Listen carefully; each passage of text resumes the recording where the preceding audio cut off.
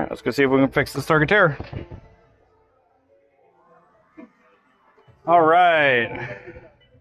100% files checked. This is right after a hard drive software reinstall.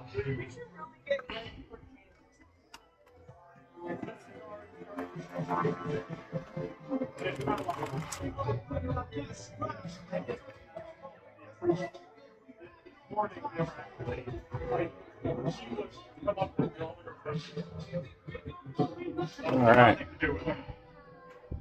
Okay.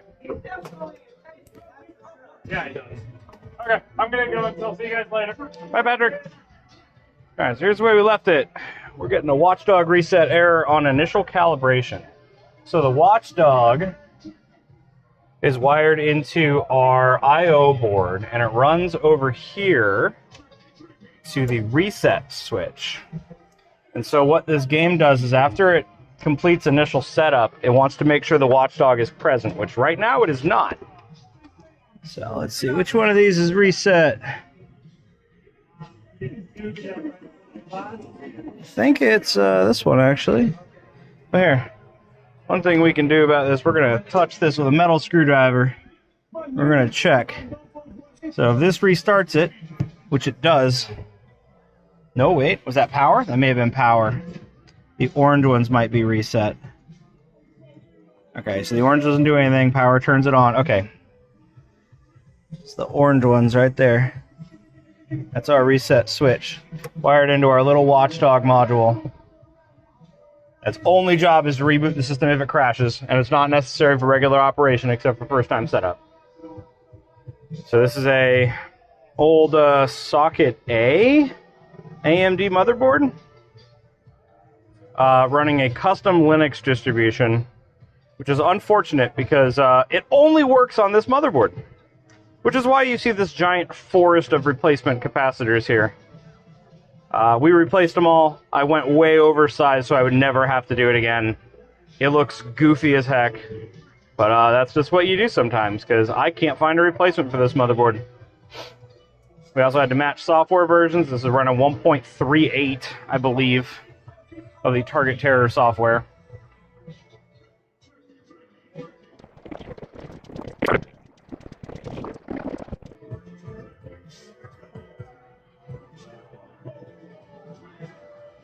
Alright, so it's going to go ahead and check these files, and then it's going to check the watchdog.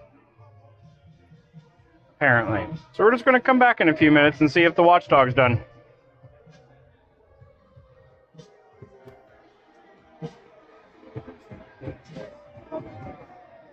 And if it fails again, we may just trick it and hit reboot on it manually at the correct time if we can guess. You don't really need the watchdog for typical operation.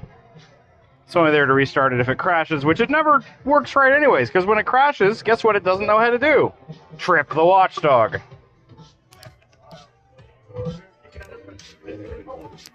Hey, dude, might I ask what your name is one more time? My name's Greg. Greg. Nice to meet you.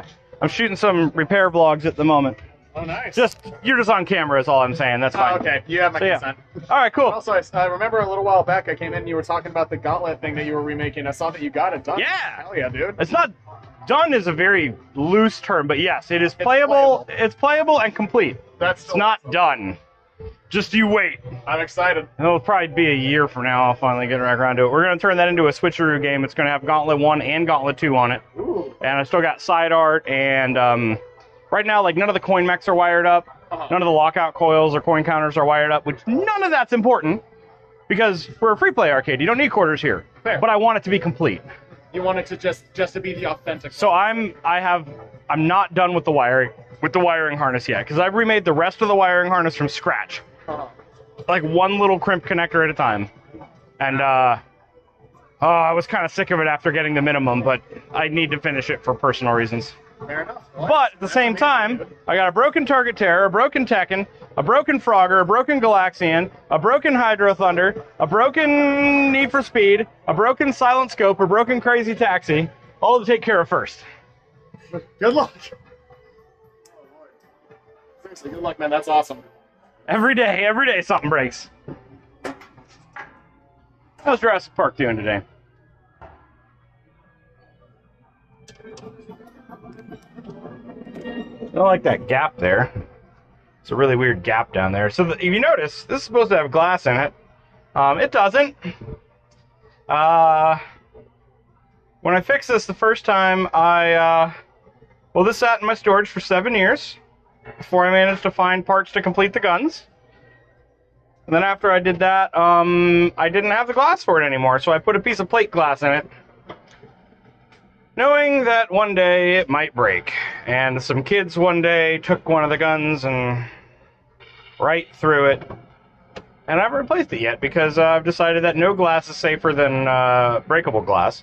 So I need to find a glass shop that'll make me some tempered glass for this. In the meantime, I just like to look in here and see. Pull my camera off here. You can actually see the tube. Very dusty. Oh, that's so bad. Oh, man. What's even worse, though, is sometimes we find handprints on it. So there are people reaching in here and touching this. I am waiting for the day someone spills a soda into this. It probably won't hurt anything, but it will make me very upset. It'll be very sticky and hard to clean. These electronics in these are pretty reliable. It's not really a major issue. I'm not really here to clean this right now, so I'm not going to break the Windex out, but let me get the dust bunnies off it at least. Oh. Ah! That's bad. That's bad. Let's wipe it off of my pants. Put you back on my magnet here. Where we go? Boop.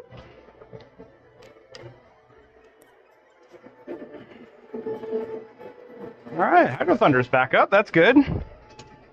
We'll see how long that lasts. Looks like number 2 has a rolling video. Normally that's caused by a bad ground on the conversion board. These are converted to run regular LCD computer monitors. So sometimes the boards in them, the GSB8200s, you know the ones. It's all the same. It's the same one everybody uses. Sometimes they can be a little iffy. What's Frogger doing? Is that sound still here? Ah, yep, sound's still there.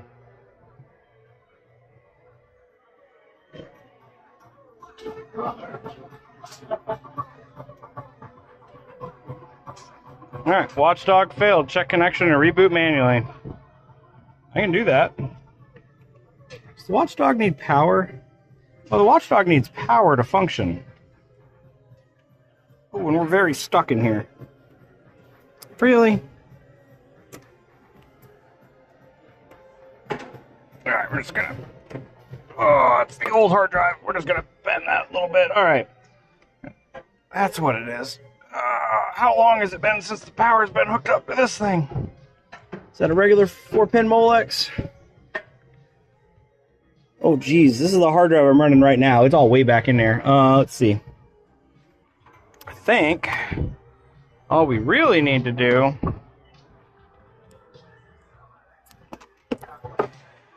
Okay, so this is my power button right now. We don't need that. It's also spare USB ports. Don't need that. It's okay, ladies and gentlemen. I'm a professional. Gonna eject our disk before we unplug it. Let's go ahead and pull this out of here. I think this power cord will reach, so we can probably just plug the watchdog in where it is. What's up, Kazi? Oh, camera. I thought you finally lost it. Yeah, no, I'm not. I haven't lost it. I need to wear a hat that says, like, smile, you're on YouTube or something. So you haven't finally lost it. That's a shame. I mean, I have lost it. I have absolutely lost it. Just not in the way you'd expect. I'll let you get back to it. No, it's cool. What's up? Anything fun? Oh, okay. It's been open for a few weeks, right? Yeah, I just never seem to have the time. Let's power this off.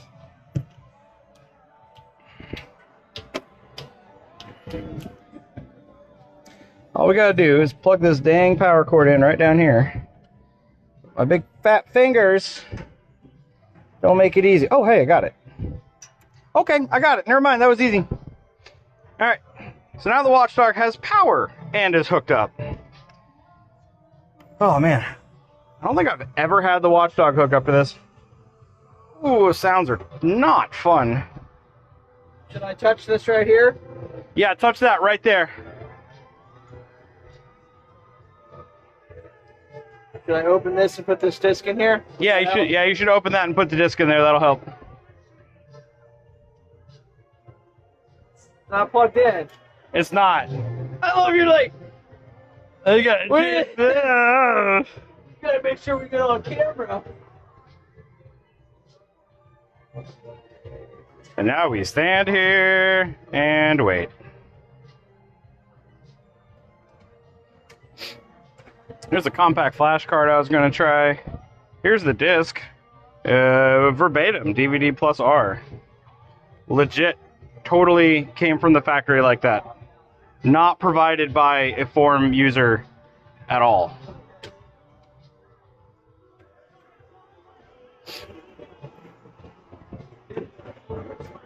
Apparently, Raw Thrills, the creator of this game, no longer sells replacement discs for version 1.38. They will only sell you the newest one, which will not work on this hardware. So, I don't know what they expect me to do. So I got a copy, however I needed to get a copy. Because the security on this game is supposed to be this little security key, which I own. I own that. That's mine. So, yeah, they can suck whatever they feel like. If you ask me what my least favorite manufacturer of arcade games is in this entire room, it would be that one right there. Do I want to clean up all my crap while this is going? Probably. I think I'm finally done with it. Little USB hub. There was a lot of troubleshooting that happened on this over the past couple weeks. We weren't sure what the expected behaviors of anything were when you didn't have the security dongle or when you had the wrong software. Or, you know, we also had not one but two bad DVD IDE drives to install the recovery software. So that really messed us up. What are the chances of that? We had a bad power cord at one point. That was annoying. Woo!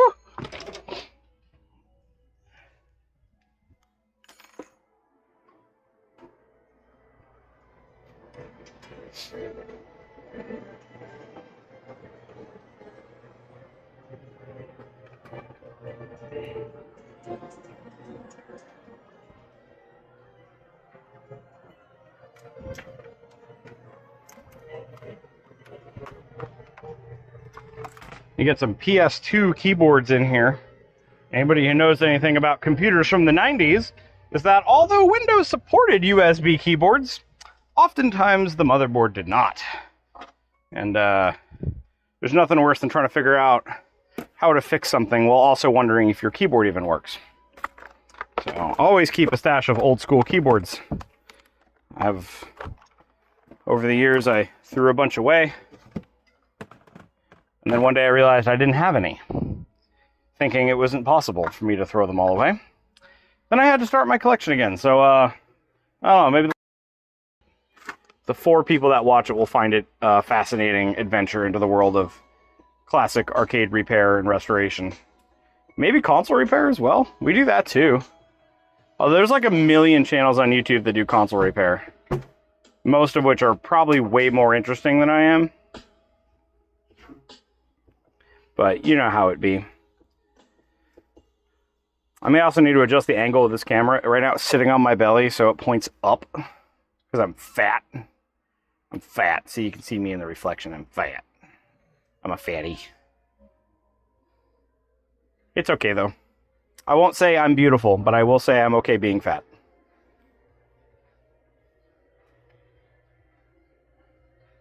I feel like I'm forgetting something. Oh, we're back. Did we miss it?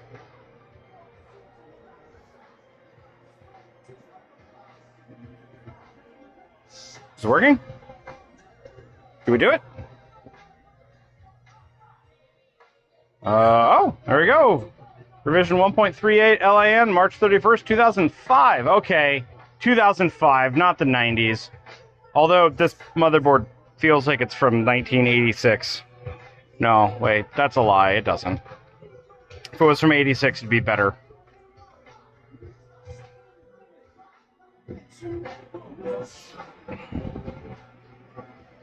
There we go. We fixed it. Guns aren't calibrated, but we fixed it. Alright, so here's what we're going to do.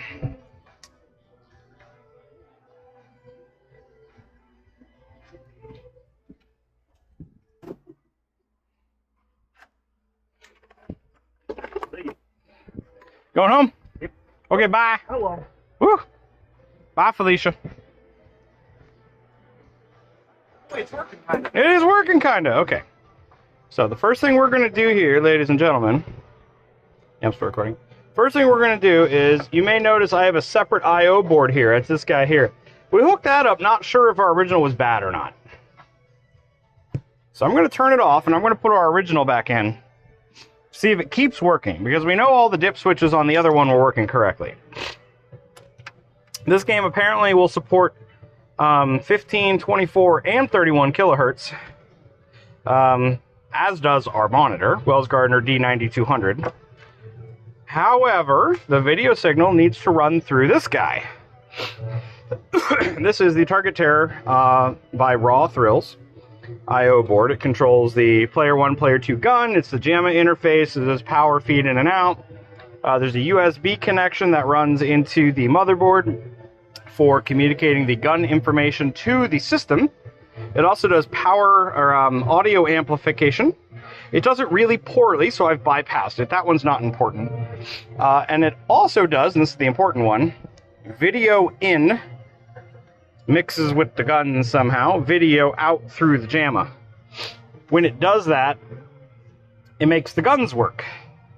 But it looks like crap. It looks really bad. I have not found a way to correct that yet. It's very unfortunate because it looks really good when you plug the monitor directly into the VGA on the motherboard, but then the guns don't work. So I've been told that there are dip switches on here that you can flip. And, yeah, all well and good. Except, none of them really go to the thing that it's supposed to go to. A few of them are unlabeled, and the instruction manual is a little bit unclear. I've tried every possible combination. There's 36 of them, I think. I've tried them all.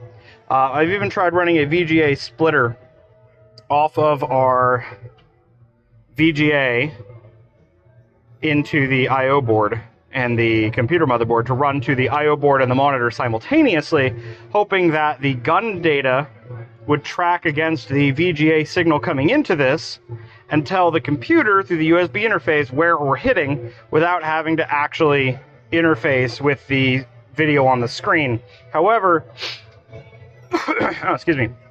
However, it would appear as if that this board is somehow injecting information into the video stream that the guns are picking up on. That's my only hypothesis right now. I don't know if it's a frequency thing or not. It's just really unfortunate because when you have this board in series with the video, it makes it look significantly worse. But let's plug our original back in and see if it continues working, because I'd rather not play with the dip switches again. Because I know this one was working totally fine until the system didn't want to boot anymore. Which we believe is from a hard drive failure, but I touched so many things on this, we're not really sure if the hard drive actually died or not.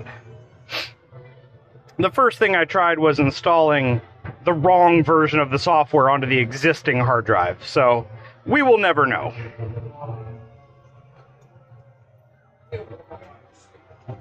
Oh, wait, we missed a step. There it is. How about that? Now, this being a Wells Gardner D9200 monitor, we have the digital control board that I can hit the button on, and it tells us what we're running at. We're running at 31.2 kilohertz. So we are running in VGA resolution. We are running in the resolution we're supposed to. Oops. So all the dip switches are set to the best of my ability. This should look as good as hooking up to the motherboard directly, but it doesn't. That's okay, though. No one notices. The only one who knows it should look better is me. Maybe I'll convert this into like a House of the Dead or Time Crisis or something at some point. I don't know. When this motherboard dies eventually and I can't find a replacement, I'm going to have to do something with this cabinet. And I don't think I'm going to do another Target Terror out of it because I hate this motherboard so much. What's even more frustrating is I had one of these motherboards 15 years ago and pitched it because it was old and worth nothing. Now I can't find them anywhere. Just by some stroke of luck, I had one, an M7N CG400 motherboard. What are the chances of that? I distinctly remember that model number. All right, well, it's going to come up. It's going to say not calibrated. So now is where we go through the calibration.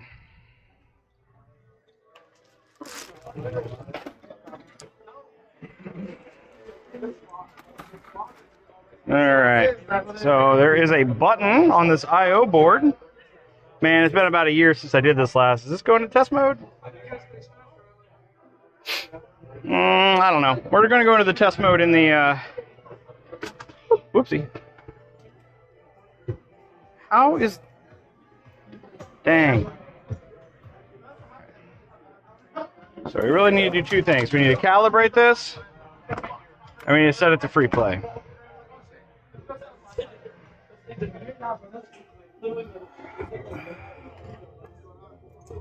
Super secure.